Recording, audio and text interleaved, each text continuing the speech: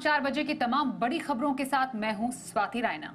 चौतरफा बिकवाली से बाजार में भारी गिरावट आज देखी गई। निफ्टी जहां 547 अंक गिरकर 25,250 अंकों पर बंद हुआ, तो सेंसेक्स में 1769 अंकों की गिरावट देखी गई। 82,497 पर आज यहां पर क्लोजिंग देखी गई। निफ्टी बैंक ने भी 1,000 से अधिक अंकों का गोता लगाया और 51,845 पर यहां पर आज रही क्लोजिंग। तो बाजार गुरुवार के दिन हुआ धड़ाम। कहां सबसे ज्यादा कमजोरी देखी गई, कौन से स्टॉक्स ने बाजार को आज गिराने का काम किया, पूरी डिटेल्स दे रहे हैं हमारे सहयोगी कुशल गुप्ता। जी, तो निफ्टी की वीकली एक्सपायरी के दिन हम देख रहे हैं कि यहां पर बाजारों में आज के दिन में भारी भरकम गिरावट हमें देखने को मिली और इसके पीछे सबसे बड़ी वजह अगर कुछ थी तो वो थी ऑफ कोर्स ईरान और इजराइल के बीच में जो तनाव बढ़ता हुआ दिख रहा है, जहां पर ईरान ने 200 से ज्यादा मिसाइलें दागते हुए नजर आए थे।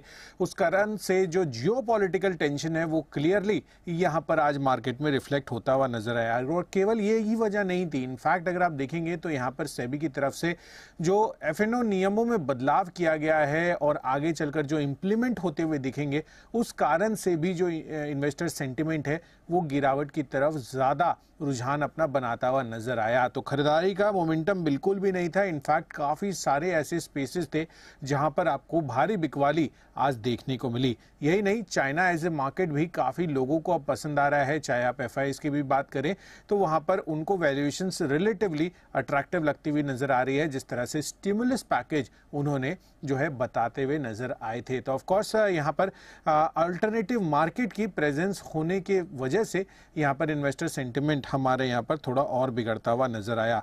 बीएससी लिस्टेड कंपनियों के अगर आप देखेंगे तो आज 10 लाख करोड़ से ज्यादा का मार्केट कैप भी इरेज होता हुआ नजर आया।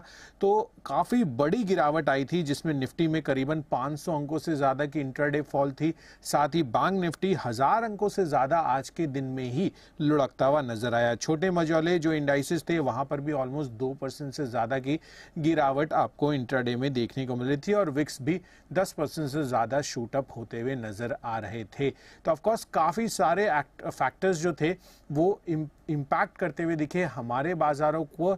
और स्पेसिफिकली अगर आप निफ्टी में गिरने वाले शेयरों को देखेंगे, जो सबसे बड़े कंट्रीब्यूटर्स रहे उसमें ओएमसी स्पेस से बीपीसीएल था, साथ ही श्रीराम फाइनेंस, एलएनटी जैसे स्टॉक्स पर 4 से 5% तक का कट आपको आता हुआ नजर आया।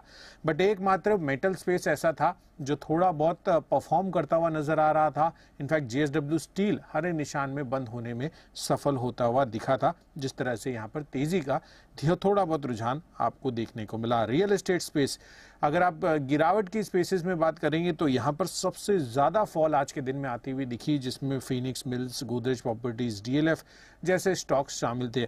उसके बाद आया नंबर ऑटो स्पेस का, जहां पर टाटा मोटर्स में 4-5% तक का कट आया। टीवीएस मोटर, आइशर मोटर्स पर भी ऑलमोस्ट इक्विवेलेंट सी ही गिरावट आपको देखने को मिली। कैपिटल गुड्स स्पेस पर भी खासा दबाव था। कमेंस से जुड़े हुए साथ ही एलएनटी, थर्मैक्स जैसे स्टॉक्स आपको भारी बिकवाली के दौर में देखने को मिले। एफएमसीजी स्पेस भी पीछे नहीं था गिरावट में, और इसमें जो खराब Q2 अपडेट्स डाबर देता हुआ दिखा, उसकी वजह से इंट्राडे में तो ऑलमोस्ट 7% से ज्यादा का कट यहां पर भी आता हुआ नजर आ रहा था। साथ ही जुबिलेंट फूड, बजाज कंज्यूमर जैसे स्टॉक्स पर भी 3 से 4% तक का दबाव था। ऑयल एंड गैस स्पेस में तो ओएमसीज थे ही टॉप लूजर्स में, साथ ही रिलायंस पर भी 3-3.5% जो बाजार की दिग्गज कंपनी है वहां पर भी दबाव देखने को मिला।